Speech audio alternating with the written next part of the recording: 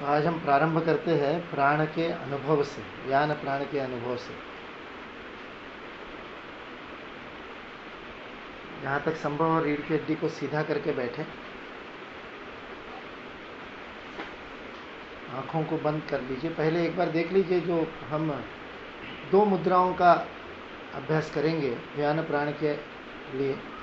पहली मुद्रा जिसको चिन्ह मुद्रा कहते हैं, चिन्ह मुद्रा में हमारी जो तर्जनी है, पहली उंगली, तर्जनी को अंगूठे के साथ में मिलाया जाता है।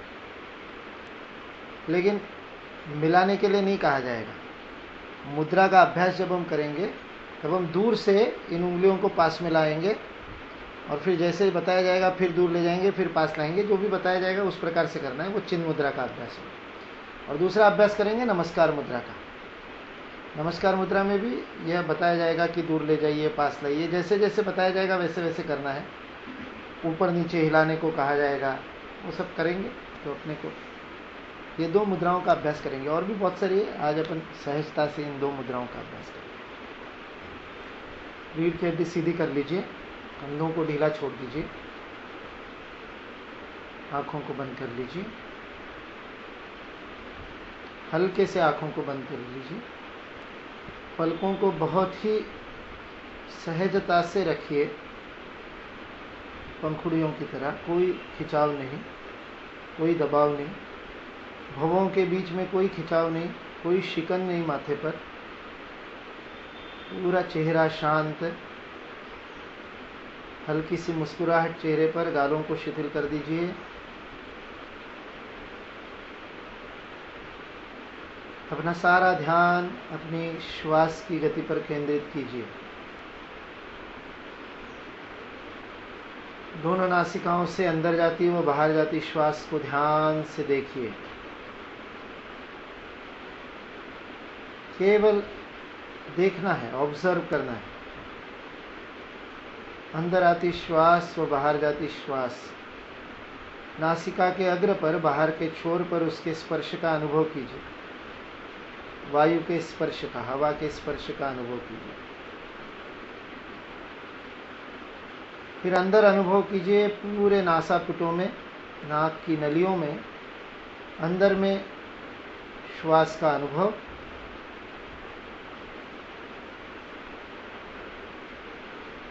जहाँ तक गहरे अंदर तक, गले के अंदर, वहाँ से छाती में, जहाँ तक श्वास को हम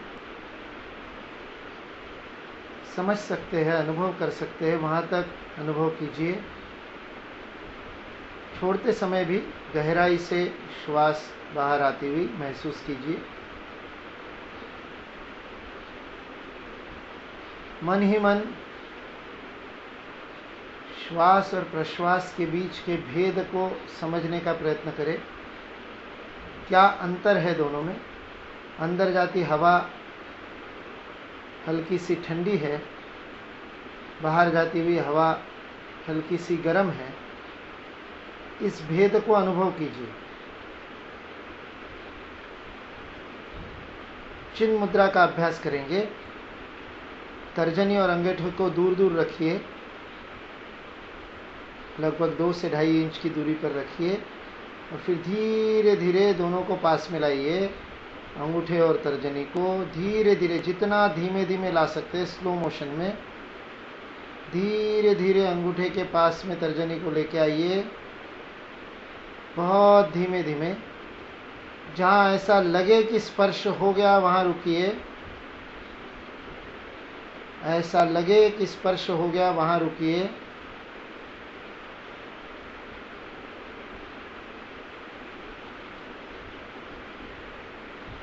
महसूस कीजिए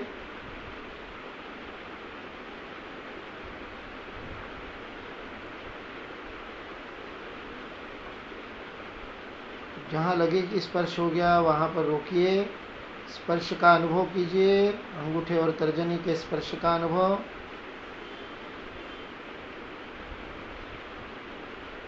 धीरे धीरे दूर ले जाइए, बहुत धीरे धीरे महसूस करते हुए। फिर पास लाइए, ज़्यादा दूर नहीं ले जाना है, थोड़ा सा दूर ले जाइए, फिर पास ले आइए। दोनों के बीच के अनुभव को अनुभव कीजिए।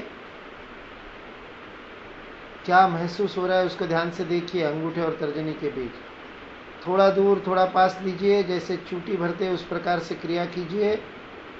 बिना स्पर्श के वास्तविकता में अंगूठे और तर्जनी का स्पर्श नहीं हो रहा है, फिर भी स्पर्श का अनुभव हो रहा है। चाहे तो आँख खोल करके देख लीजिए आपके अंगूठे और तर्जनी के बीच में कितनी दूरी है, गैप है, लेकिन आपको स्पर्श का अनुभव हो रहा है। दूर ले जाइए, पास ले आइए, दूर ले जाइए, पास ले आइए, बहुत पास पास, धीरे धीरे, बहुत धीरे धीरे। और महसूस कीजिए चुंबकत्व का, दोनों उंगलियों के बीच में आकर्षण का अनुभव कीजिए। बीच में कुछ है और उसे हम दबा रहे, ऐसे ऐसा जो महसूस होता है उसे अनुभव कीजिए।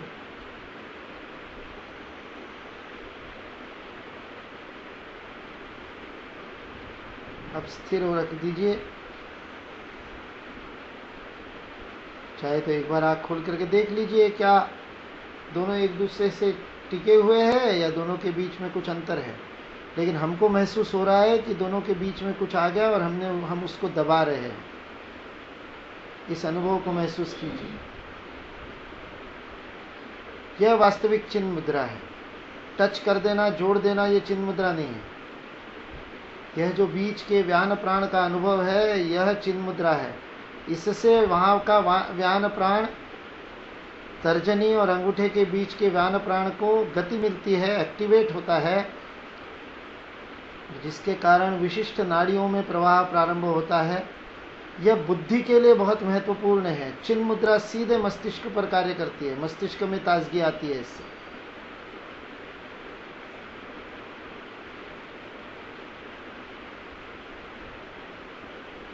नमस्कार मुद्रा में जाएंगे।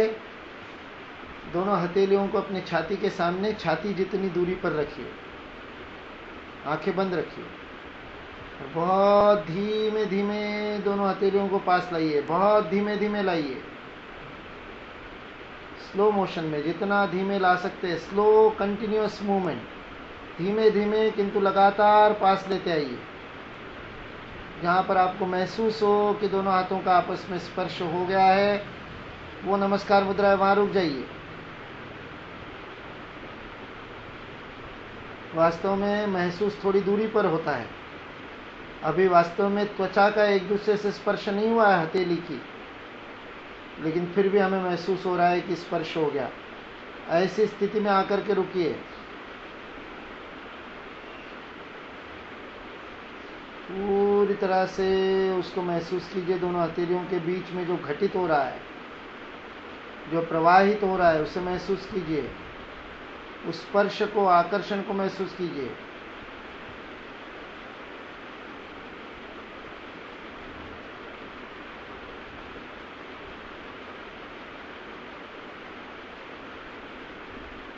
थोड़ा दूर ले जाइए, फिर पास लाइए, बहुत थोड़ा सा, बहुत धीमे, फिर निकट लाइए। महसूस कीजिए क्या महसूस हो रहा है दोनों हथेलियों के बीच में।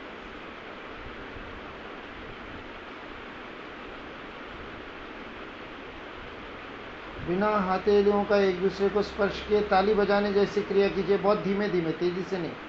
दूर ले जाइए, पास लाइए, महसूस कीजिए क्या हो रहा है, बीच में क्या महसूस होता है उसको कीजिए। गोलाकार घुमाइए, जैसे अपन ट्रेन का करते हैं ऊपर नीचे, वैसे गोलाकार हथेलियों को घुमाइए। फिर वापस उल्टे घुमाइए, एक तरफ दाहिनी ओर से बाईं ओर, फिर बाईं ओर से दाहिनी ओर। महसूस कीजिए दोनों हथेलियों के बीच क्या हो रहा है।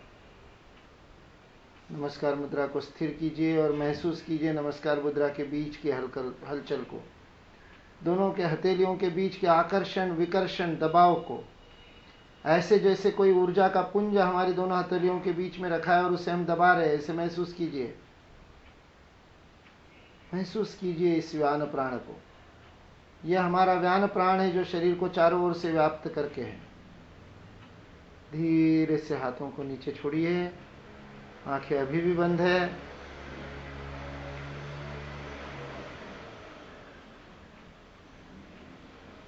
बंद आंखों से अपने पूरे शरीर को देखिए एक बार।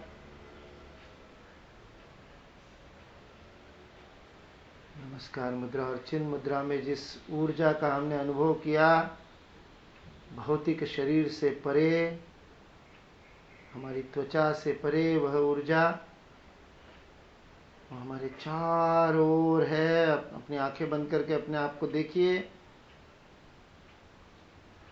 अपने शरीर के चारों ओर उस व्यान प्राण के आलोक को देखिए।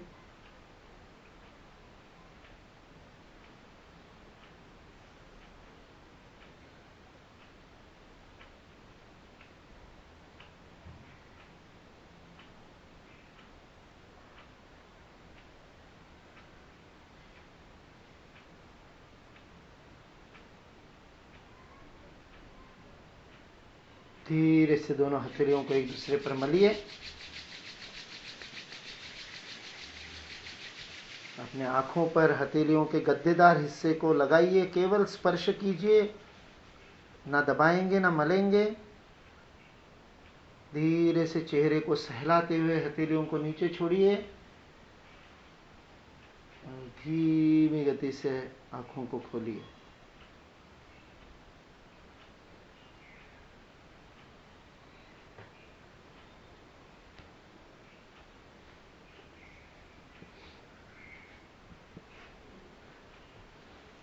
यह हमारा व्यान प्राण है।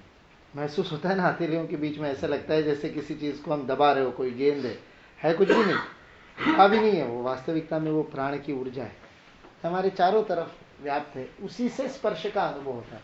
व्यान प्राण से ही स्पर्श की अनुभूति होती है। व्यान प्राण जिसका ठीक से प्रवाहित नहीं होता है, फिर उसको स्पर्श की अनुभूति कम हो जाती है। इसलिए इस व्यान प्राण को फिर एक बार ये तो अनुभव करना। प्राणायाम के 3 स्तर होते हैं। सबसे पहला स्तर होता है प्राण की अनुभूति। तो प्राण की अनुभूति का पहला स्तर है जब प्राण के प्रवाह को हम अनुभव कर सके। दूसरा उसकी गति को कम करना, उसको धीमे करना। और तीसरा फिर अपने मन के आदेश के अनुसार उसको प्रवाहित करना।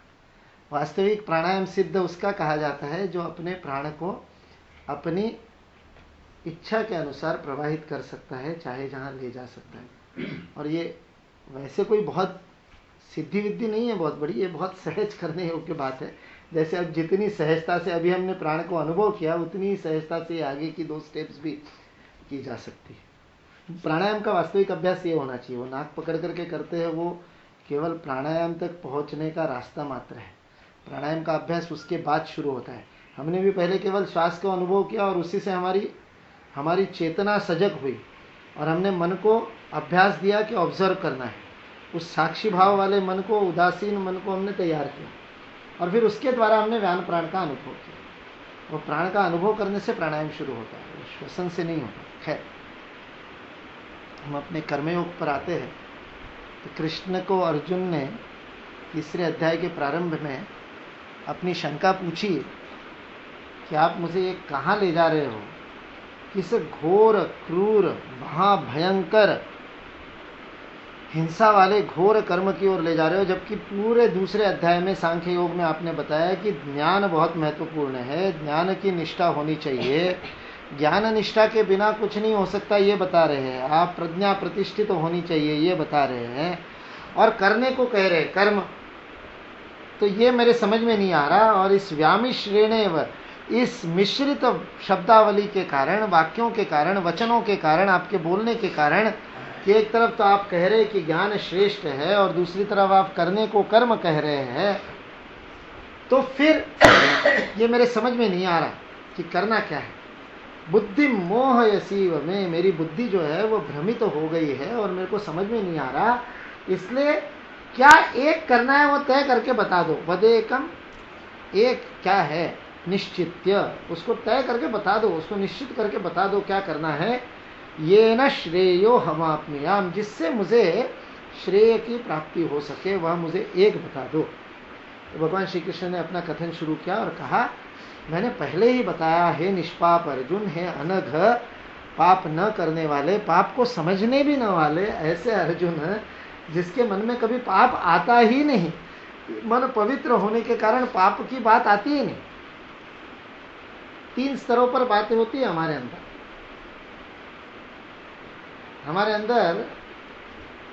ऐषणा उठती है। ऐषणा कर्म की भी हो सकती है, वह पराक्रम की भी हो सकती है, वह सत्कर्म की भी हो सकती है, वह दुष्कर्म की भी हो सकती है, पाप की भी हो सकती है, पुण्य की भी हो सकती है। अंदर प्रेरणा जगती है, करना चाहिए ऐसा लगता है। ऐषणा हमको प्रेरित करती है कर्म के लिए, और फिर उस ऐषणा से प्रेरित होकर के हम कर्म करने के लिए उद्यत होते हैं और फिर कर्म करते हैं। यानी पहले प्रेरणा, फिर उसके लिए तैयारी, प्रयत्न, और फिर उसके बाद प्रत्यक्ष कर्म। ऐसे 3 स्तरों पर होता है। पाप 3 स्तरों पर होता है, क्रोध 3 स्तरों पर होता है, ऐषणाओं की पूर्ति इन 3 स्तरों पर होती है। 3 में से कहीं भी रोक सके तो रोक लो। सबसे अच्छा है कि जड़ से ही रुक जाए। तो वो तो बताया, रसवर्जम रसोज्ञस्य परम दृष्ट्वा निवर्तते। प्रेरणा ही नहीं हो, ऐसी स्थिति कब होगी? परम दृष्ट्वा, जब साक्षात्कार हो जाएगा तब हो। जब निरंतरता से ईश्वर और नश्वर का भेद समझ में आने लगेगा तब हो। उससे पहले क्या है? उससे पहले प्रेरणा जगते समय रोक लिया जाए, या अपने को प्रशिक्षण ही ऐसा दिया जाए कि प्रेरणा सदैव सत्कर्म की हो, अच्छे की हो। आदत नहीं डले झूठ बोलने की। उस दिन काका कह रहे थे ना कि पूछ रहे कहाँ जा रहे हो, जा रहे, हमको पता है कहाँ जा रहे हैं, लेकिन मुंह से निकल जाता है बाहर जा रहे। और मजेदार बात है, जब कोई किसी के यहाँ मिलने जा रहे होते, आजकल तो मोबाइल है ना, तो मोबाइल पे एड्रेस पूछते हैं, मोबाइल पे बातें करते हैं, कैसे जाना क्या करना मोबाइल पे चलता है। और वो पहुंचने से पहले 2-3 बार अगले का मोबाइल कहाँ तक पहुंचे, सहजता से जहां होते उसके अगले चौराहे का नाम निकलता है, बिल्कुल आदतन निकलता है। आदतन हमने अपने अंदर की प्रेरणा को प्रशिक्षित नहीं किया है, इसलिए वो प्रेरणा बात की बात करती है, तो वो असत्य तो हो ही जाएगा। असत्य क्यों हो गया? क्योंकि हमको पता है कि हम कहां पर हैं। दूसरे के लिए, उसके अगले के लिए असत्य नहीं है। शायद यदि किसी तेज वाहन में जा रहे हो तो जब तक आप बोल रहे हो और उसको सुनाई दे रहा है, उसके 1-2 क्षण के अंदर आप वहां पहुंच भी जाते हो उस चौराहे पर। यानी माटे चौक पर हो और आप श्रद्धानंद पेट कह रहे हो तो उसमें पहुंचने में कितना समय लगना है, लेकिन है माटे चौक पे और उसने पूछा कहां पहुंचे, श्रद्धानंद पेट पहुंच गया, ये मुंह से निकलता है। ये क्या हुआ? प्रेरणा का प्रशिक्षण नहीं है। इसलिए वो तीनों सीढ़ियां एक क्षणार्ध में हो गई, अपने को पता ही नहीं चला। मन में झूठ बोलने की प्रेरणा आई, झूठ बोलने की तैयारी करनी पड़ी ना। माटे चौक का नाम सोचना नहीं पड़ता, वो तो सामने ही दिख रहा है, लेकिन अगला चौराहा कौन सा है? तैयारी की, मन ने पूरी तैयारी की और बोल भी दिया और पता भी नहीं चला। हमने झूठ बोला है, हमको पता भी नहीं चला। साथ में बैठा हुआ व्यक्ति यदि टोकता है, अरे क्यों ऐसा किया? मैं तो हमेशा करता हूँ, मेरे साथ किसी के साथ में बैठता हूँ, जब वो कहता है मैं उसको पूछता क्यों, क्या फर्क पड़ा उससे? एक चौक आगे का बताने से क्या फर्क पड़ा? बोले नहीं यार, आदत हो गई, आदत हो गई। ये आदत, हमारी प्रेरणा को आदत देनी है ऐषणाओं से रोकने के लिए। आदत कर्म की तो डल जाती है, कर्म की आदत डलने से पहले प्रेरणा की आदत डलनी है। प्रेरणा को ही ऐसी आदत देनी कि सही प्रेरणा हो। प्रश्न आते अचानक से मन में, आज सुबह शाखा में मुझे प्रार्थना लेने के लिए कहा गया, तो वो हमारे मुख्य शिक्षक नचिकेत का बच्चा भी आता है, तो वो खड़ा था। तो हमारे मित्र पंकज ने पंकज अग्रसर था, तो मैं जब संख्या लेता हुआ अग्रसर के पास गया तो उसने, अब जिस समय हम ध्वज के सामने खड़े हो और बड़ा गंभीरता से प्रार्थना का सारा कर्म हो रहा है, तो उस समय मजाक नहीं करनी चाहिए, लेकिन युवा है, उत्साह में उसने संख्या, मैं संख्या ले रहा हूँ और एक ही पंक्ति थी, तो 2 पंक्तियों के लिए समय भी नहीं, मन में विराम का भी समय नहीं है उसमें से उभरने के लिए। उसने संख्या कही 4.5, क्योंकि वो छोटा था ना बालक है, इसलिए उसने संख्या कही 4.5। अब मुझे मुख्य शिक्षक को संख्या बतानी है, 2 कदम का अंतर है। अब मेरे को उसकी बात पर जो हंसी आई, उस हंसी में से मैं उबर ही नहीं पाया। तो मुख्य शिक्षक मेरे को कहा ठीक है मैंने गिन लिया पर मुंह से झूठ नहीं निकला, क्योंकि प्रेरणा, कुछ भी निकल जाना चाहिए, ये प्रेरणा का प्रशिक्षण आवश्यक है। कर्म तब नहीं होगा, गलत कर्म तब नहीं होगा। मैं भी 4.5 बताया, 4.5 बोल दूं मैं, लेकिन मुझे पता है वो झूठ है, वो असत्य है। प्रेरणा का प्रशिक्षण देना हो, मैं बाद में खुद सोच रहा था कि मैंने कहा ये क्या क्या गड़बड़ हुई, इतना तो प्रत्युत्पन्न मति होनी चाहिए, उसने 4.5 बताया तो मैं 5 बता ही सकता हूं, उसमें क्या मतलब 2 कदम तो थे मेरे पास, लेकिन वो कैलकुलेशन करना, वो प्रेरणा के बाद जो तैयारी के बाद उसका वास्तविकता में क्रियान्वयन, कर्म में ये 3 स्तर हमको मिल रहा है अपने आप को पाप से रोकने के लिए। अनघ का मतलब है जिसकी प्रेरणा में भी पाप नहीं आता, पाप की प्रेरणा ही नहीं होती जिसको, ऐसा अनघ है, वह अनघ है, वह निष्पाप उसको कहते हैं। प्रेरणा उठी और नहीं किया तो भी पाप से तो बच ही जाएंगे, कर्म नहीं किया तो पाप का फल कम मिलेगा, ये तो पक्की बात है, या नहीं भी मिले ये भी हो सकता है, लेकिन प्रेरणा ही नहीं उठे तो वह अनघ की स्थिति हो सकती है। अर्जुन को कहते तुम्हारे मन में पाप की प्रेरणा ही नहीं आती, इसलिए ये जो तुम प्रश्न पूछ रहे हो ये चालूगिरी से नहीं पूछ रहे हो, आलस से नहीं पूछ रहे हो, तुम पलायन करना चाह, ये मैं जानता हूं, इसलिए तुम्हारे ऊपर विश्वास रख करके मैं उत्तर दे रहा हूं। ये आश्वासन दे करके कृष्ण बात कर रहे हैं। हमारी संवाद में सारी गड़बड़ी यहां पर हो जाती है। स्वामी विवेकानंद इस बात को कहते हैं कि अगले व्यक्ति की अच्छाई पर यदि आप विश्वास करते हो तो उस अच्छाई को उजागर कर सकते हैं। वो उसके लिए उदाहरण देते हैं कि जापान में एक इस प्रकार की मान्यता है और उस कारण से एक परंपरा बनी हुई है। एक वहां पर एक गुड़ियों का उत्सव होता है, डॉल फेस्टिवल होता है जापान में। उस डॉल फेस्टिवल के समय बचपन से वो बालिकाओं को ये ट्रेनिंग दी जाती है कि अपनी जो डॉल है, अपनी जो गुड़िया है, उस गुड़िया को तुम यदि अत्यधिक प्रेम करोगी, बहुत अच्छी तरह से उसकी देखभाल करोगी, मानो वो मनुष्य है इस संवेदना के साथ उसकी। नहीं तो आजकल क्या होता है, बच्चे वो हाथ में आते ही उसके बाल खींच देते हैं, कपड़े डिसेक्शन करने की आदत होती है छोटे बच्चों को, तो गुड़िया हाथ में आते ही डिसेक्शन हो जाता है, हाथ निकल जाता है बाहर, ये वो बच्चों की संवेदनाएं खत्म हो गई उसके कारण। वो WWF देख देख करके और कार्टून नेटवर्क के देख देख करके उनकी हालत ऐसी खराब है कि वो उस गुड़िया के ऐसी तैसी कर देते। जापान में मान्यता है कि नहीं, उसको आप ध्यान से अपना अंग मान करके उसको यदि प्रेम करोगे तो वो गुड़िया जीवित हो जाएगी। इसलिए फिर एक कोई पूर्णिमा होती है जिस पूर्णिमा पर उस सारी गुड़ियाओं को इकट्ठा करके वो जहाज में ले जाते हैं, छोटी छोटी नौकाओं में, और उन गुड़िया के लिए और छोटी नौका बनाते हैं, कागज की, गत्ते की, ऐसे, और अपनी अपनी गुड़िया के लिए बड़ी सजा करके नौका बनाई जाती है, और उस सजा करके बनाई हुई नौका में गुड़िया को रख करके और सागर में उसको प्रवाहित कर दिया जाता है। ऐसी मान्यता है कि लहरों पर वो दूर जाएगी और फिर जीवित होकर के आपके परिवार में आएगी। फिर वो बच्चों के बीच में होता है, ये छोटा भाई हुआ तो वो मेरी वाली गुड़िया थी, कोई रिश्तेदारी में कोई, ऐसे करके वो अपनत्व की बात को बढ़ाने के लिए फेस्टिवल है। स्वामी जी कहते हैं जब जापान में गुड़िया को प्रेम करने से वो निर्जीव गुड़िया सजीव हो सकती है, तो ये तो तुम्हारा अपना समाज है, ये तो तुम्हारे अपने लोग हैं जिनसे आप संपर्क कर रहे हो। लेकिन हम अपने ही बच्चों के, अपने ही परिवारजनों के, अपने ही मित्रों के, अपने ही पड़ोसियों के अच्छाई पर विश्वास करने में सक्षम नहीं है, इसलिए हमारा संवाद नकारात्मकता से शुरू होता है। तू तो सुधर ही नहीं सकता। हमने आज तक जीवन में कितनों को ये बात कही है, अपने मन में विचार करके देखे, कभी नहीं सुधरोगे।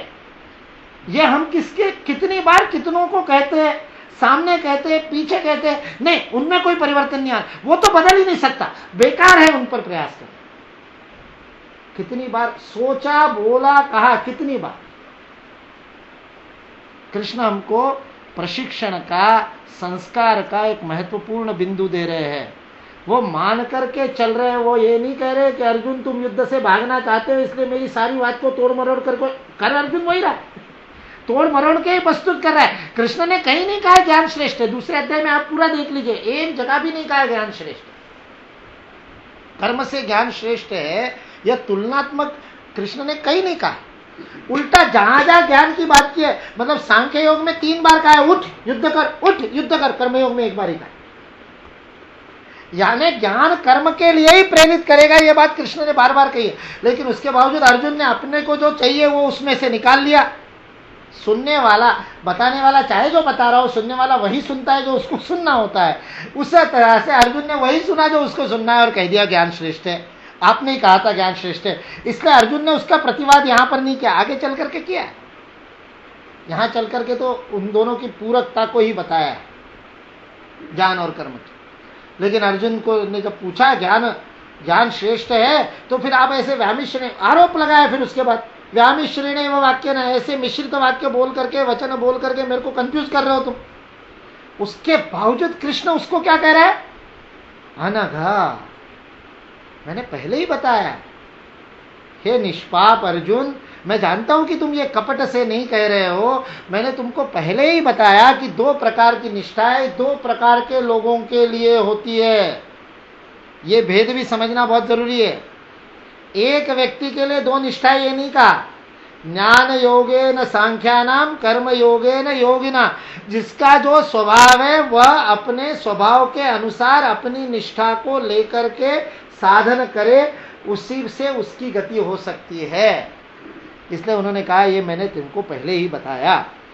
और फिर उसके बाद कर्मयों की बात कहते, फिर वो कहते ये जो तुम ज्ञान की बात कर रहे हो, ज्ञानी होने की बात कर रहे हो, कर्म के सिद्धांत में ज्ञानी कौन है? जो निष्कर्म हो जाए, जिसका कर्म में आसक्ति समाप्त हो जाए और उस कारण से कर्म उसको चिपटे नहीं, कर्म का उसके साथ में कोई संबंध बने ही नहीं। वो कर्म कर रहा है, आपूर्यमाण वाला हमने देखा था, लेकिन वह उसको स्पर्श नहीं कर रहा है, इंद्रियों के विषय उसको स्पर्श नहीं कर रहे। कमल पत्र के ऊपर जिस प्रकार पानी नहीं चिपकता है, उसी प्रकार पूरा पानी में रहते हुए भी वो कमल पत्र पानी से विरहित होता है, क्योंकि उसका सरफेस ऑयली होता है, इस प्रकार से चिकना होता है कि वो फिसल जाती है, पानी उस पर टिकता नहीं है। उसी प्रकार से नैष्कर्म की स्थिति होती है। इसलिए अर्जुन को अगले श्लोक में बता रहे हैं, न कर्मणाम अनारंभा, कर्म को प्रारंभ ही ना करने से नैष्कर्म नहीं हो सकता। अंतिम स्थिति नैष्कर्म की है, जहां पर कर्म की आवश्यकता ही समाप्त हो गई, इसलिए कर्म लिप्त ही नहीं हो रहा है। तो जब नैष्कर्म ही पहुंचना है तो काम करे ही क्यों? यह आलसी का तर्क है। जब वहीं पर पहुंच रहा है, वो कहानी बताते हैं ना कि एक बौद्ध साधु मछुआरे के पास से गया, तो वो मछुआरा मस्ती से सो रहा था अपनी ही नौका की छाया में, और वो जाले को लपेट करके उसका तकिया बना करके सो रहा था। अभी सुबह का ही समय था, 8 साढ़े 8 बजे थे। तो उसने बुद्ध भिक्षु ने पूछा कि भैया तुम सो क्यों रहे हो? तुम्हारे सारे साथी जाकर के मछली पकड़ रहे, तुम क्यों? बोले मैं पकड़ा है ना, ये देखो एक रखा हुआ है, तो एक भारा में पकड़ा है, एक जाला डाला था, वो जाला पकड़ लिया और वो हो गया अब एक टोकरी भर के।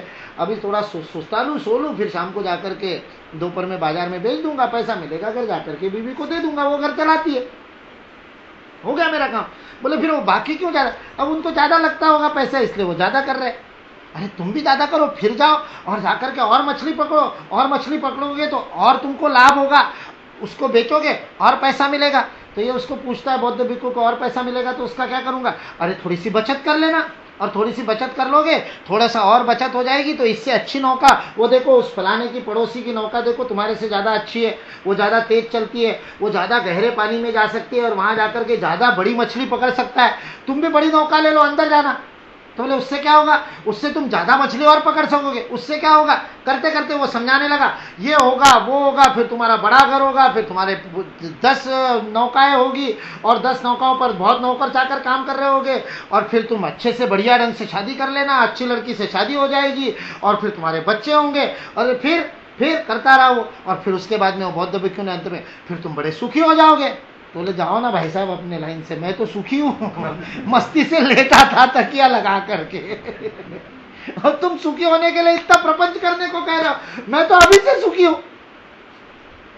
तो यह संतोष की भी कहानी हो सकती है, निर्भर करता है कि उसकी किस गुण में स्थिति है उस मछुआरे की, इस बात पर निर्भर नहीं करता। उसके उत्तर से कोई निष्कर्ष नहीं निकाल सकते। यदि वो तामसिकता से, आलस से, कर्म से बचने के लिए वो ये कह रहा है तो वो सही नहीं है, ये संतोष नहीं है, ये पलायन है। संतोष तो तब है जब सात्विकता है। इसलिए कर्म को बिना आरंभ किए नैष्कर्म तक नहीं पहुंच सकते, क्योंकि वास्तविकता में तुम कर्म को छोड़ देने से, कर्म का त्याग करने से कोई सिद्धि को प्राप्त नहीं करता, सम्यक अधिक को समाधि को कोई प्राप्त नहीं करता। कर्मों का त्याग करने से, कर्मों को छोड़ देने से, संन्यासनात्, प्रारंभ में ही छोड़ देना, बिना किए ही छोड़ देना, इससे नहीं होता, क्योंकि छोड़ने का अर्थ ही है काम। काम कब छूटेगा? काम कब छूटेगा? जब कर लोगे तब छूटेगा, सिंपल। काम करके पूरा कर दिया तो वो छूट गया, वो काम खत्म हो गया। कर्म का त्याग तभी हो सकता है जब उस कर्म को हम कर ले। कर्तव्य का त्याग करने का अर्थ है कर्तव्य को पूर्ण करना। उसके लिए उपनिषद का बहुत सारे उदाहरण देते हैं, बहुत बहुत मजेदार उदाहरण देते हैं। एक बड़ा सुंदर सा उदाहरण है, कहते सीढ़ी पर चढ़ करके ही छत पर पहुंच सकते हैं। तो छत पर पहुंचने के बाद सीढ़ी का त्याग करना पड़ेगा। सीढ़ी का त्याग नहीं करोगे तो छत पर नहीं पहुंच सकते। सीढ़ी को पकड़े रहोगे तो छत पर नहीं पहुंच सकते। इसलिए सीढ़ी के त्याग के बिना छत पर पहुंचना असंभव। इसलिए जो चढ़ने वाली सीढ़ी है उस सीढ़ी का त्याग करोगे तभी छत पे पहुंचोगे। सीढ़ी पे खड़े रहने से तो छत पे नहीं पहुंच सकते। सीढ़ी छोड़ दी तब छत पे गए, ये बात तो सत्य है। लेकिन यदि चढ़ना शुरू करने से पहले सीढ़ी छोड़ दी तो छत पे पहुंचेंगे क्या? तो यदि मैं ये स्टेटमेंट करता हूं, ये विधान करता हूं, सीढ़ी का त्याग करके ही छत पे पहुंचा जा सकता है, और इसका अर्थ कोई ले लेता है कि फिर मैं सीढ़ी पे कदम ही नहीं रखूंगा, मैंने तो सीढ़ी का त्याग कर लिया, छत पे पहुंच सकेगा क्या? न कर्मणाम अनारंभात, बिना उसका आरंभ किए नैष्कर्म नहीं हो सकता। इसलिए सिद्धि को, ज्ञान निष्ठा को, सम्यक अधि को प्राप्त करने के लिए, वहां तक पहुंचने के लिए, अधिगच्छति, अच्छी तरह से जाने के लिए पहले कर्म तो प्रारंभ करना पड़ेगा। क्यों? क्योंकि मनुष्य होने के नाते कर्म तो तुमको करना ही पड़ेगा। नहीं कश्चित क्षणम अपि जातु तिष्ठति अकर्मकृत। एक क्षण भी बिना कर्म किए तुम नहीं रह सकते। 24 घंटे कर्म चल रहा है, 24 घंटे सतत, स्वप्न जागृत सुषुप्ति तीनों अवस्थाओं में बैठे हैं तो कर्म चल रहा है। सुनने का चल रहा है, नहीं तो सोचने का चल रहा है, ऊँगने कोई ना कोई कर्म चलेगा ही। सोचने का चलेगा, मन काम करेगा, शरीर करेगा, बुद्धि करेगी, सारा का सारा शून्य हो जाए, ये केवल समाधि में होता है। और समाधि में 24 घंटे तो कोई नहीं रह सकता। बड़ा से बड़ा व्यक्ति होगा तो भी समाधि में, कितना बड़ा महान योगी हो जाए, समाधि में कुछ घंटे रह लेगा, बाकी तो उसको कर्म करना ही पड़ेगा। कर्म के बिना एक क्षण भी नहीं रह सकते। इसलिए फिर क्या होगा? कार्यते ही अवशः कर्म। यदि तुम खुद होकर के कर्म नहीं करोगे, यदि तुम तय करके कर्म नहीं करोगे, तो प्रकृति जैर गुण ही कार्यते ही अवशः कर्म। ये प्रकृति से उत्पन्न, प्रकृति जय ही, प्रकृति से उत्पन्न हुए ये जो गुण है सत्व रजतम, वो अपने प्रभाव के अनुसार तुमसे जबरदस्ती, अवशः जबरदस्ती खींच करके कर्म कर लेंगे, करवा लेंगे। यदि तुम तय करके, कर्मयोग में क्या देखा था अपन ने, कैसा कर्म होना चाहिए? उत्पादक कर्म होना चाहिए। टेबल पे से उठा करके अलमारी में रख दी किताबें, अलमारी से उठा करके फिर टेबल पे रख दी, दिन भर करते रहे, कर्मयोग नहीं हो सकता। उत्पादक, सार्थक, अर्थपूर्ण, उद्देश्यपूर्ण, सोद्देश्य कर्म से ही। इसलिए अवशः किया गया कर्म, जबरदस्ती गुणों के प्रभाव में अपने आप होने वाला कर्म, यदि राजसिक है तो वो शांत बैठ नहीं सकता। अवश्य कर्म कैसे होता है? देखिए, हमारा एक कार्यकर्ता था, दो कार्यकर्ताओं की जोड़ी थी, बड़े जबरदस्त कार्यकर्ता थे, इतना अच्छा संस्कार वर्ग लेते थे। और ग्वालियर में जब सूर्य नमस्कार का हमने गिनीज वर्ल्ड रिकॉर्ड किया तो उसमें बहुत जबरदस्त उन्होंने काम किया। और वो दोनों अच्छे मित्र थे और जबरदस्त राजसिक गुण किस प्रकार काम करवाते, राजसिक करता थे। तो स्वामी विवेकानंद उसके लिए उदाहरण देते हैं, वो बोतल का भूत जो बाहर निकल जाता है। स्वामी जी कहते हैं हम सब लोग बोतल के भूत है, काम में लगाए रहो तो ठीक है, नहीं काम में लगा सके तो तुमको ही खा जाऊंगा, ऐसा हमारा मन है। वो कहता है ना, पता है ना वो कहानी, बोतल में से जिन निकला, भूत निकला, और उसने कहा कि मैं तुम जो कहोगे वो काम कर दूंगा, कोई काम मेरे लिए असंभव नहीं है, बस एक ही शर्त है, काम मेरे को सतत बताते रहना, जिस क्षण तुम काम नहीं बताओगे तुमको खा जाऊंगा। तो आदमी ने बताया, एक काम बताया, जा महल बना दे। उसने 2 मिनट में बना दिया, उसको काम करने को टाइम ही नहीं लगता। उसने और बड़ा काम सोचा, ये कर दे वो कर दे, उसने दमादम सारे काम कर दिए। अब वो परेशान, बोले अब मैं तेरे को खाऊं, वो दौड़ता हुआ इसको खाने के लिए जिस गुरु ने वो भूत का जिन का मंत्र बताया था उस गुरु के पास गया, भैया इसको समेटो, उसको संभालो। बोले क्या संभालो, उसको काम दे करके रखो। तो फिर बताते, उस कहानी में बताते कि उसको काम दिया कि कुत्ते की पूंछ सीधी कर। वो बेचारा जिन अभी तक कुत्ते की पूंछ सीधी कर रहा है और ये आदमी मरते मरते गया, कुत्ते की पूंछ तो सीधी होने से रही। स्वामी विवेकानंद ये कथा दो संदर्भों में अलग अलग बताते, एक तो बताते मन उस भूत की तरह और दूसरा बताते कुत्ते की पूंछ कभी सीधी नहीं होती, उस प्रकार से ये समाज कभी नहीं सुधरने वाला, तुम चाहे जो कर लो वो पूंछ टेढ़ी की टेढ़ी रहेगी। तो फिर शिष्य ने पूछा फिर भी आप हमको क्यों इस पचड़े में डाल रहे हो, तत्किम कर्मणि घोरे माम। स्वामी जी को पूछा क्यों इस घोर कर्म में डाल रहे हो, सेवा करो, जाकर के हॉस्पिटल खोलो और लोगों की शुश्रूषा करो, उनको ज्ञान दो। स्वामी जी के शब्द है, पृथ्वी का गोल और टॉर्च लेकर के जाओ और गांव गांव में सिखाओ ग्रहण कैसे होता है। बोले ये सब क्यों करने को कह रहे हो जब कह रहे हो कि कुत्ते की दुम है। स्वामी जी ने कहा मैंने कब कहा कि उनके भले के लिए करो, कुत्ते की दुम है लेकिन फिर भी सीधी करने की कोशिश करते रहना चाहिए, क्योंकि उसको करने से हमारी तो मांसपेशियां बनेगी, हमारा तो शरीर सुदृढ़ होगा, ये तो हमारी साधना है कि समाज की हम सेवा कर रहे हैं। इस प्रकार से वो कहानी को बताया।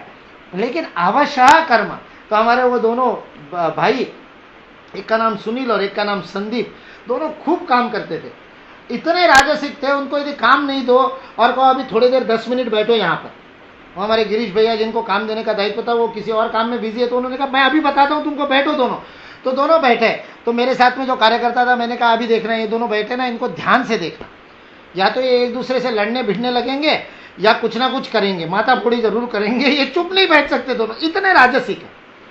तो हम उनको ऑब्जर्व करते रहे, तो उन्होंने बेचारों ने शायद सुन ली होगी बात कि भैया ने ऐसा कहा, तो उन्होंने कुछ नहीं किया, 5 मिनट शांत बैठे। तो ये मेरे साथ में जो वरुण भैया बैठे थे वो मेरे को कहते भैया आपकी बात गलत निकली। मैंने कहा बिल्कुल गलत नहीं निकली, तू ध्यान से देख उनकी तरफ, तेरे को पता चलेगा। एक का पैर लगातार हिल रहा है रुके ही नहीं, और दूसरे का ऊपर का हिस्सा हिल रहा है। मैंने कहा इसलिए तुम दोनों की पट्टी, एक का नीचे का हिलते रहता है, एक का ऊपर का हिलते रहता है, चुप नहीं रह सकता। आप देखिए समाज में आपको अनेक लोग मिलेंगे जो एक क्षण के लिए भी शांत नहीं बैठ सकते, राजसिक है, कार्यते हवश कर्म, उनको काम में नहीं लगाओगे तो उनकी राजसिकता उनसे कर्म कराएगी। तामसिकता है तो अच्छी जगह बैठ करके भी नींद, प्रवचन में बैठे वहां भी नींद, अच्छा कोई क्लास में बैठे वहां भी नींद, काम करते करते नींद। इतने मतलब कभी आप कल्पना कर सकते हैं, हमारे एक कार्यकर्ता ऐसा था, तामसिकता की क्या स्थिति हो सकती है। कन्याकुमारी के शिविर में था, वो प्रादहस्तासन करते समय, जिस समय सिर नीचे सूर्य नमस्कार 2 की स्थिति, उसमें उसने नींद ले ली, खर्राटे भरना शुरू कर दिया पादहस्तासन में। कोई कल्पना नहीं कर सकता कितनी घोर तामसिकता है। यदि जानबूझ करके कर्म नहीं करोगे तो गुण आपसे कर्म करवाएंगे, पादहस्तासन में सुला देंगे। तामसिकता है तो वो पादहस्तासन में सुला देगी, क्योंकि उसका मन थोड़ी देर के लिए उसने जो सूचना मिल रही कि अपने सिर की तरफ ध्यान दो, सिर में जाते हुए रक्त के प्रवाह का देखो, सिर भारी हो रहा है उसको देखो, श्वास की गति पर ध्यान देखो, वो सूचना से उसका मन हट गया, एक क्षण के लिए मन हट गया। अब वो स्वोद्देश्य कर्म नहीं रहा, वो सार्थक कर्म नहीं रहा, खुद होकर के कर्म नहीं कर रहा है, तो गुण हावी हो जाएंगे और कर्म करवा लेंगे, आपको खींच करके ले जाएंगे। पादहस्तासन में सो गए। मतलब वास्तविकता में कोई जिन्होंने नहीं देखा वो विश्वास नहीं कर सकते। वापस जब जोधपुर जाकर के बताया कि हमारे अनिल जी पादहस्तासन में सो गए थे, किसी ने नहीं इस बात पर विश्वास किया। सिर्फ जो लोग कन्याकुमारी हमारे साथ गए थे और जिन्होंने देखा था, अनिल जी के खर्राटे सुने थे पादहस्तासन में, उनको ही विश्वास हुआ, बाकी किसी को विश्वास नहीं। ऐसे अनेक उदाहरण हम सबके साथ होते हैं, हम सबके साथ होते हैं, हमारे गुण हमसे कर्म करवाते। इसलिए जब किसी को कोई हमको पूछता है या हम किसी को पूछते हैं क्या कर, नहीं कुछ नहीं कर रहा हूं, ये संभव ही नहीं, कुछ नहीं कर रहा हूं, इसका मतलब है मैं सोच समझ करके अपने आप को व्यस्त रखने के लिए मैंने कोई दायित्व या कर्म नहीं लिया हुआ है। तो ऐसे समय में निश्चित रूप से आपके गुण के अनुसार आपके काम हो रहे हैं। यदि आप राजसिक है तो आप शांत बैठे, ऊपर से चुपचाप बैठे हुए दिख रहे, तो भी अंदर में गिटार पिटर चल रही है जबरदस्ती। इतना तेजी से मन भागता है, इतना तेज मन भागता है राजसिक व्यक्ति का कि ये शरीर नहीं भी हिले। वो बालक थे, छोटे आयु में थे, इसलिए शरीर हिल रहा था, अच्छा था, कम से कम वो ऊर्जा वहां से व्यतीत तो हो रही थी। जब शरीर से ऊर्जा व्यतीत नहीं होती, वो मन से होती है। आजकल के बच्चों की ये स्थिति है जो खेलने के लिए नहीं जाते, जो दिन भर में 1-1.5 घंटे के लिए भी मैदान में जाकर के अपने शारीरिक श्रम नहीं करते हैं, दिन भर स्कूल से आए, ट्यूशन में गए, ट्यूशन से आए, पढ़ाई में बैठे, थोड़े देर माँ मैं थक गया हूं 10 मिनट के लिए टीवी देख लूं करके आधा घंटा टीवी देखते हैं और फिर जाकर के बैठ जाते हैं पढ़ाई करने के लिए और फिर सो जाते हैं, फिर उठ करके कोई शारीरिक श्रम नहीं। मैं ये बातें अच्छे संभ्रांत घरों के बच्चों की बता रहा हूं, हजारों बच्चों के साथ मैंने देखा, उन बच्चों का भविष्य हमेशा के लिए बर्बाद किया जा रहा है, हमेशा के लिए।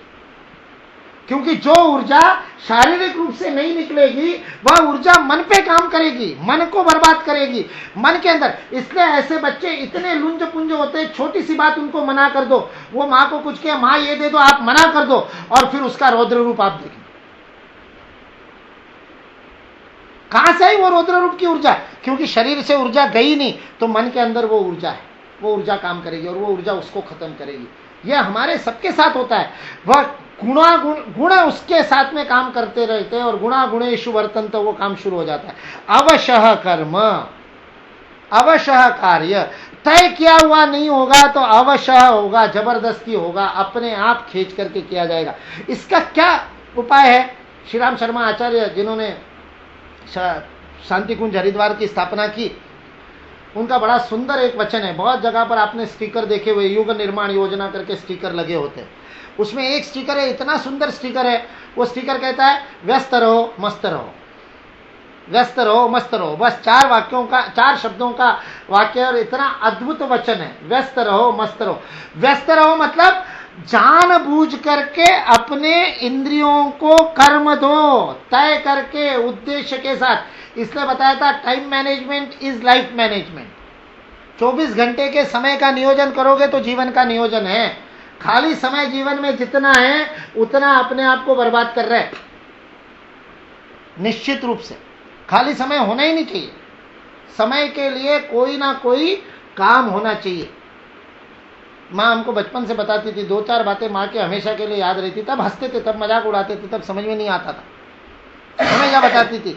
एक वाक्य माँ ने अंग्रेजी में कहावतें 2-4 सिखाई, उसमें से एक कहावत अंग्रेजी की कहावत जो माँ की हमेशा की, और हम दोनों भाई आपस में चिढ़ाते थे माँ के पीछे, अब ये बोलने वाली है करके। इसलिए उसका अर्थ का तो बाजा बच गया, क्योंकि उसकी मजाक हो गई। तो हम दोनों अब आएगा अब आएगा अब आएगा, सुनो सुनो आएगा। क्या आएगा?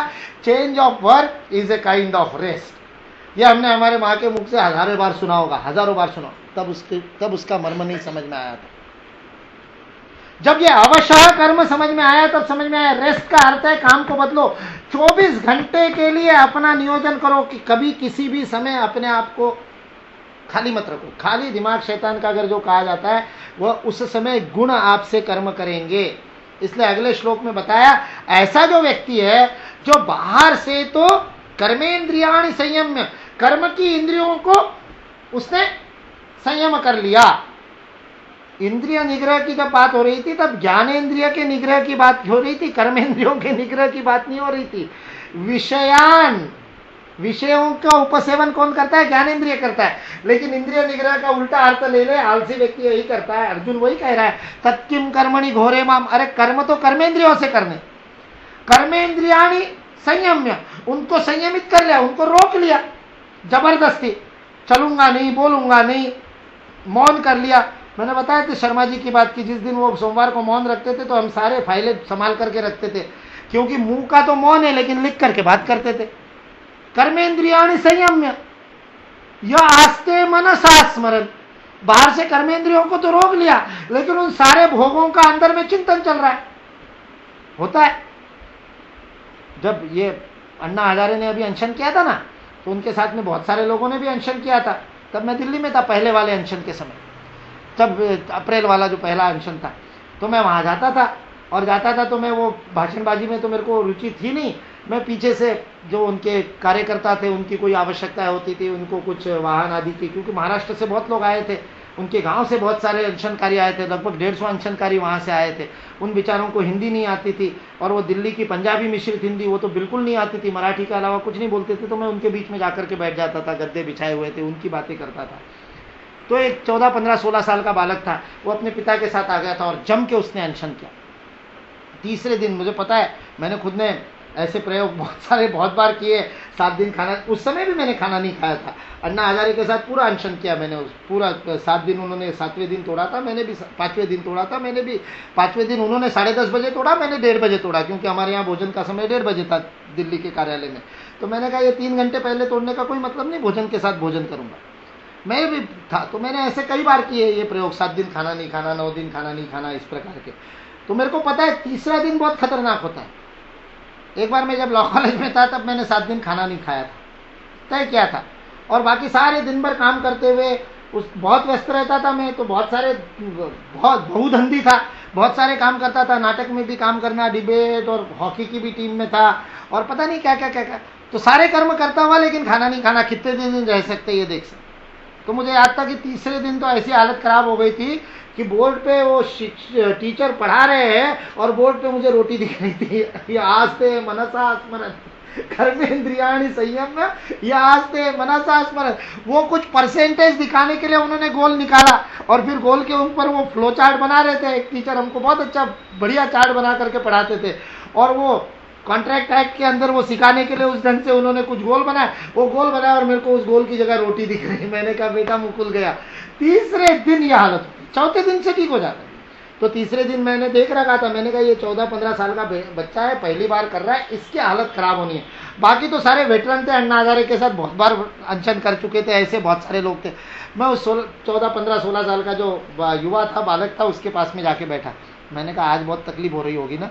बोले हाँ। बोले भैया सुबह से, वो मराठी में बता रहा था, सुबह से बोले इतने सपने आ रहे। मैंने कहा क्यों? सो मत, तू सो क्यों रहा है, भाषण सुनना। बोले नहीं, वही बातें कब तक सुनूंगा, इसलिए झपकी आ ही रही है। बोले ऊर्जा नहीं है, ऐसा लगता है झपकी। ऊर्जा तेरे अंदर तो बहुत ऊर्जा है। मैंने कहा अभी तो देख कितनी ताकत आएगी, कल तो और ज्यादा ताकत आएगी। ऐसे करके मैं उसको प्रेरित कर रहा था। तो लेकिन वो मेरे को सुनाना चाह रहा था सपने आ रहे। और क्या सपने आ रहे? बोले आज तक जिंदगी में जितनी दावतें खाई है, जितनी शादियों में गया हूं, सबके सपने आ चुके सुबह से। सारी पंगतें देख चुका, सारे भंडारे देख चुका।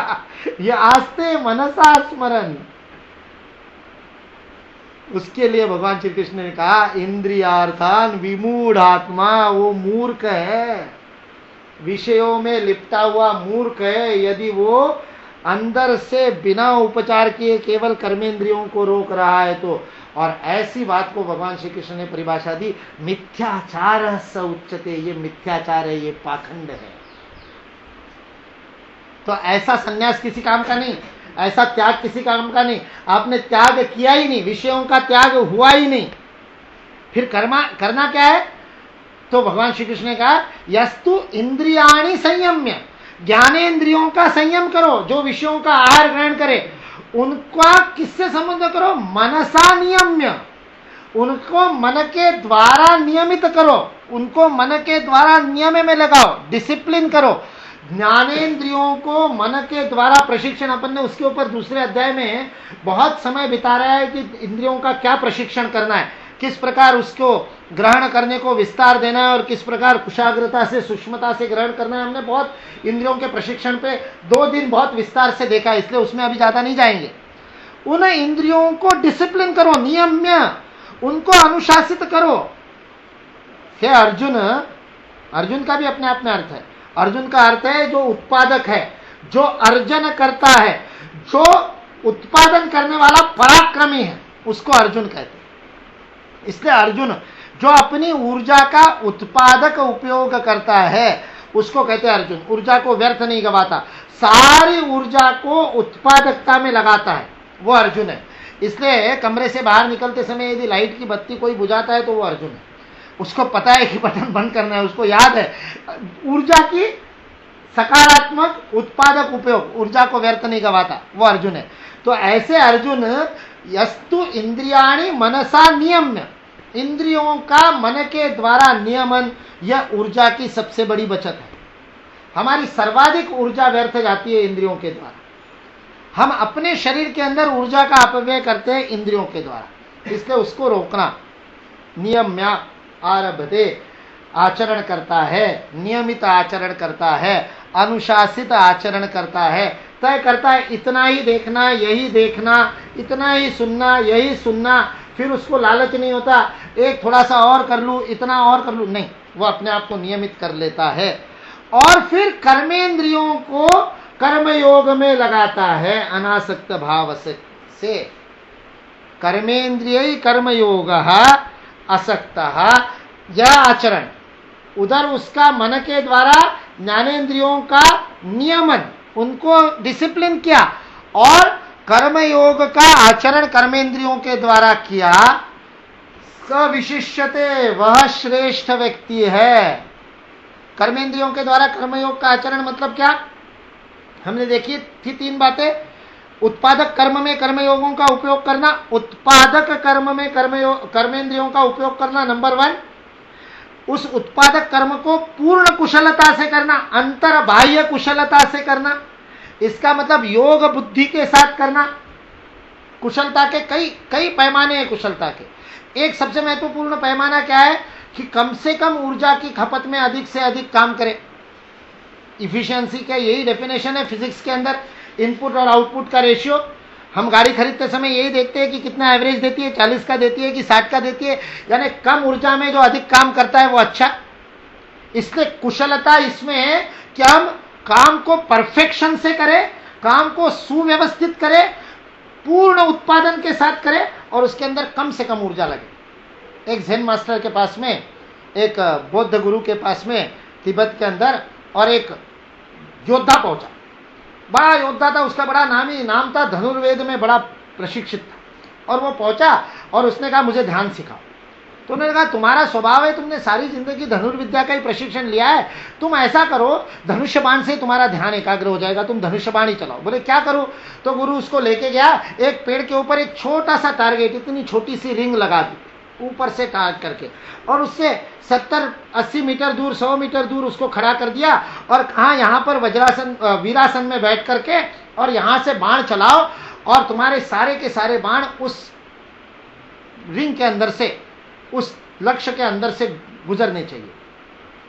यह अभ्यास करो। जिस दिन तुम्हारे 100 में से 100 बाण लक्ष्य के अंदर से, रोज 100 बाण चलाओ, और जिस दिन 100 में से 100 बाण लक्ष्य के अंदर से चले जाएंगे, मेरे पास आ जाएगा, उस दिन ध्यान सिद्ध हो जाएगा, केवल रिपोर्ट करने के लिए मेरे पास आ जाएगा। तो इसने अपना डालना शुरू किया, और पहले दिन इसके 10 गए, 15 गए, 20 गए, बड़ा मजा आया। जब 25 के 25 चले गए, ये दौड़ करके चला गया। बोले तुमने इतना सिंपल सी काम बता दिया, ये तो हो ही जाएगा। बोले हो गए 100 में से 100? बोले नहीं, 25 हो गए। अब 25 इतने आसानी से गए, बाकी के 75 तो हो ही जाए। अरे कर तो ले, फिर आना मेरे पास 100 हो जाए। वो वापस गया, वापस जाकर के उसने जैसे 26वां बाण चलाया, क्योंकि गुरु के प्रति हरियार अपने आप को क्या समझता है, डाल तो दिए 25, अब 25 डाल दिए तो बाकी 75 नहीं डालेंगे। मन अपना खेल खेलने लगा। 26वां बाण बाहर। अब इसके अरे यार ये तो गड़बड़ हो गई। फिर दूसरे दिन फिर लगा, दूसरे दिन 50 तक पहुंचा, गुरु के पास गया, 50 हो गए। गुरु ने कहा अरे तेरे को पहले दिन बता दिया 100 हो गए, उस दिन आना, तू क्यों 50 के बाद आ रहा है? जिस दिन 100 हो जाएंगे उस दिन तुम्हारा योग सिद्ध हो जाएगा, ध्यान सिद्ध हो जाएगा। तो इसको फिर लगा यार गुरु की बात में तो दम है। इसने वापस आके सोचा कि अब 51वां तो ठीक से जाना चाहिए, कल ऐसा ही हुआ था, 25 के बाद 26वां डाला, गड़बड़ हो गया। और इतना ज्यादा ओवर कॉन्शियस हो गया कि उस ओवर कॉन्शियसनेस के कारण उसका बाहर चला गया एक काम। फिर गड़बड़। ऐसे 7-8-10 दिन गए, 100 में से 100 नहीं हो पाए। 10वें या 12वें दिन 100 में से 100 बाहर चले गए। अब 2 दिन के बाद तीसरे दिन वो गुरु के पास गया नहीं जब तक 100 नहीं होते। 100 में से 100 हो गए। उस दिन दौड़ता हुआ, नाचता हुआ, कूदता हुआ, हो गए 100, हो गए 100। तो गुरु ने कहा नहीं यार अभी नहीं हुआ। यार क्या गड़बड़, क्या बात कर रहे हो? 100 में से 100 कभी करके आया हो? आप चाहे तो मेरे ऊपर विश्वास नहीं है तो किसी को भेजो रेफरी को, वो गिन लेगा, मैं फिर डाल के दिखा। नहीं वो तो सब ठीक है, तुमने बाहर रिंग में से चले गए होंगे, लेकिन बोले कुछ गड़बड़ तो है, तुम्हारा योग तो सिद्ध हुआ नहीं, और मेरी बात तो गलत हो नहीं सकती। तो क्या मतलब? बोले कहीं ना कहीं तुम्हारे बाण मारने में गड़बड़ है। मुझे लगा तुमको धनुर्विद्या अच्छे से आती है, इसलिए मैंने उसकी तरफ ध्यान नहीं दिया। अब तुम्हारी धनुर्विद्या चेक करनी पड़ेगी। अब तो इसको बड़ा गुस्सा आ गया। बोले तुमने कभी धनुष पे बाण चलाया? बोले नहीं आज तक तो नहीं चलाया। गुरु ने कहा आज तक तो कभी ऐसा अवसर ही नहीं आया, तुम जरा मेरे को बता दो कैसे चलाते। अगर तुम मेरे को ये सिखा दोगे कि धनुष्य से बाण कैसे छोड़ा जाता है तो मैं तुमको धनुर्विद्या सिखा दूंगा। वो शिष्य के ये कौन सा गुरु है, आज तक इसने बाण नहीं चढ़ाया और कहता मेरे को एक बार चढ़ाना सिखा दो तो मैं विद्या सिखा दूंगा। तो उसने कहा फिर भी वो टारगेट के पास पहुंचे, जहां पर ये वीरासन करता था वहीं पर गुरु पहुंचा, और उन्होंने कहा आप बताओ कैसे करते। उसने कहा ऐसे बांध लेते, अंगूठा और उंगली में ऐसे पकड़ते, प्रत्यंचा के साथ में पकड़ते, प्रत्यंचा को कान तक खींचते और कान तक प्रत्यंचा आने के बाद प्रत्यंचा को छोड़ देते तो बाण पहुंच जाता है।